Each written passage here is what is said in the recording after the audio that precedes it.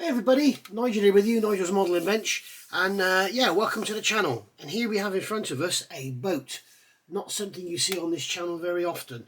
And this is actually the Italeri MAS 568 4A series. If you want to read some history, there you go. If you're an English, Italian, you've got all the different languages there. You can pause and have a look to your heart's content. So it's a 1/35 scale kit. It's quite nice.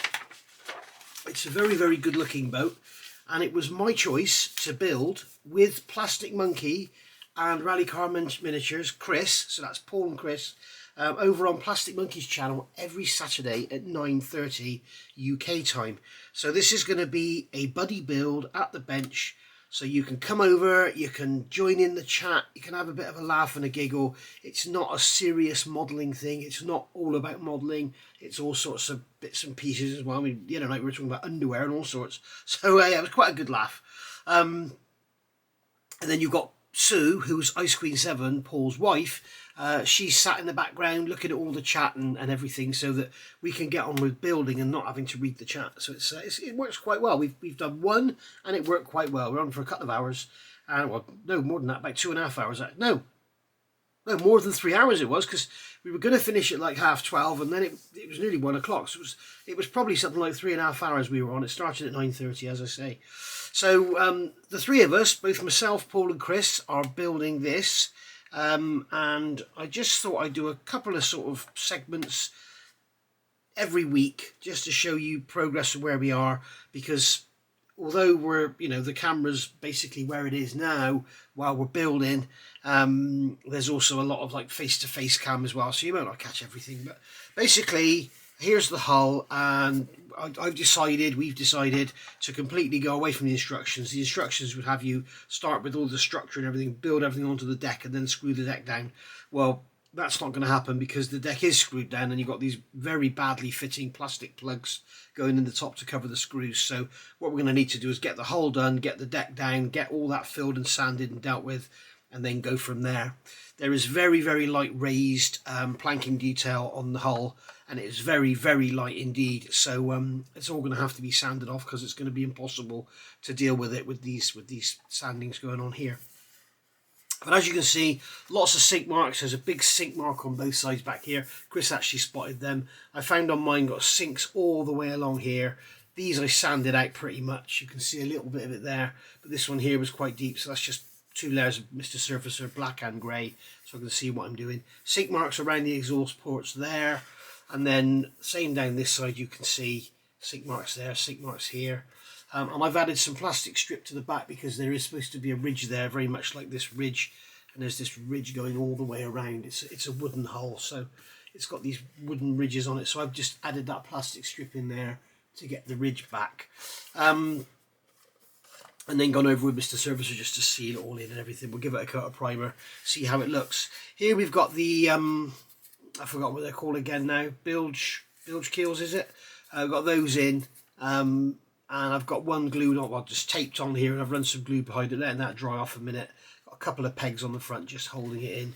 But basically what you've got there is a recess in the hull to glue them into, and as you can see, it's not really a very positive fit, so just get them in really, and then we're going to go around with super glue, Mr. Surfacer or whatever. We've got a little bit of a gap down there where you can see you've got the flat here in the hull, but the actual part that goes in it is wider than the flat, so you end up with this gap at the bottom, as you can see there.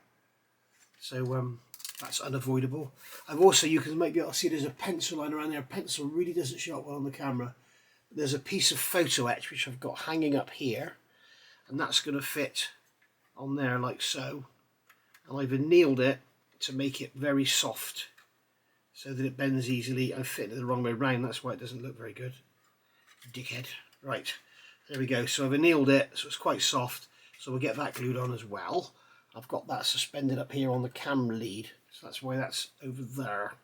Yeah, and also built the stand. There's some ejector pin marks in the stand which I filled. Don't really know why, it was just there. And I've gone around here with Mr. Surfacer and a cotton bud just to remove. Something else I've learnt, I've had an issue with static. There's obviously so much sanding on here and it's just attracting out all the dust and dirt and everything. So what I've done, I look online and somebody suggested using one of these, and this is the cloth that you get if you have a tumble dryer. You put a cloth in the tumble dryer to sort of help your clothes stay fresh when they're in a tumble dryer. They don't get that sort of burnt sort of smell to them, you know what I mean? So I got these, and it says to use a used one of these. So this isn't a used one, this is a fresh one, but I've left it to dry so it's not damp. And then literally you wipe it over the plastic part inside and out, and it's no longer static. It's amazing. I mean, I could feel it on my arm. I could feel the you know, pulling my arm hairs, and just go over with that and it stops it completely. So little tip for you there, guys. I got that from, it's not me that's clever, I got it off of Google. But you can see on here, you know, there's a hair on there, that's a Jess hair, and it's like attracted to it because it's all static. But if I rub it with this, it's just gone, and it won't pick up any more hairs. It's wonderful.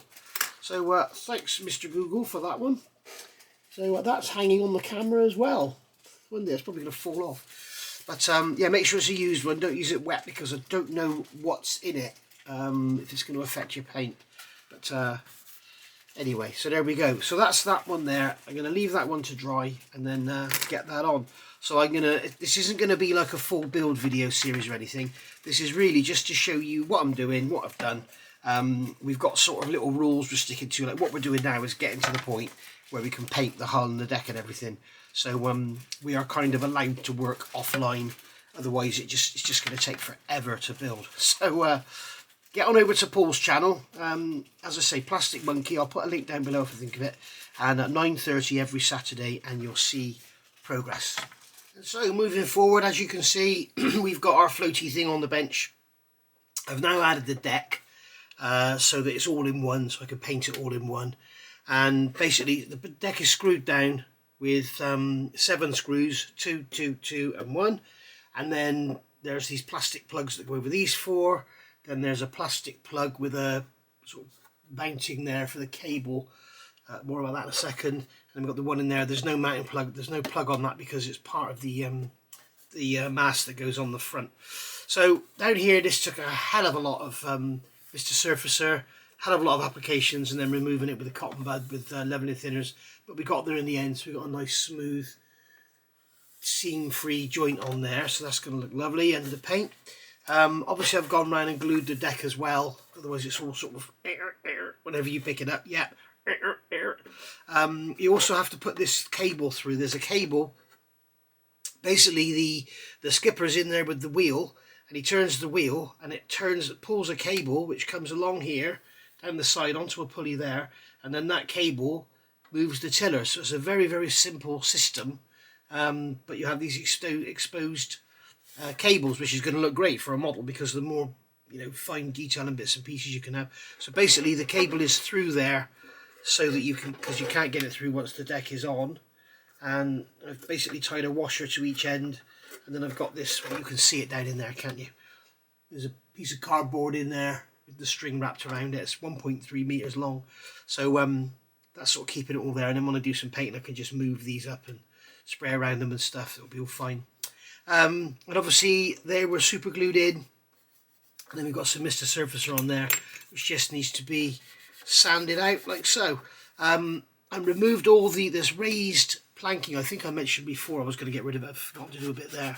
There's very, very fine raised details trying to show the planking, and it's very, very faint. Obviously sanding these in, you're losing the detail, so I've just sanded the whole thing off except for in there and those 4 panels in there. So I'll have a little bit of something there. I don't think, in fact, that one's got detail missing already, so I should probably sand it all out and have it all flat. But the deck is going to be dark grey, the sides will be light grey, and the bottom of the hull is black. So we've got more photo etch to add onto the hull here. Got a big piece to go on there, and then we've got kind of pieces down here to go on as well. So I'll be getting on with that next. So all in all, coming together quite well. And as you may expect, Paul has rushed on ahead, and he's I think he's probably painted his hull by now.